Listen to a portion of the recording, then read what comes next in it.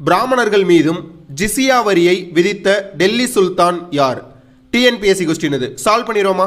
பார்க்கக்கூடிய எல்லா டேட்டாவுமே ரொம்ப ரொம்ப முக்கியம். டெல்லி சுல்தானியத்தில் 5 வம்சங்கள் இருந்தது. அடிமை வம்சம், கில்ஜி வம்சம், துக்ளக் வம்சம், சையது வம்சம், லோடி வம்சம்.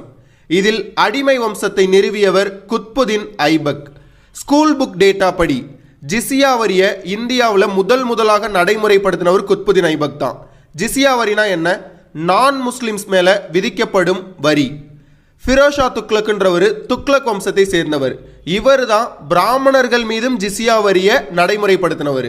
முகலாய அரசர்களில் அக்பர் அப்படின்ற நபர் ஜிசியா வரியை ஒழிச்சிருப்பார். அதே முகலாய அரசர்களில் அவுரங்கசீப் மீண்டும் ஜிசியா வரியை நடைமுறைப்படுத்தியிருப்பார்.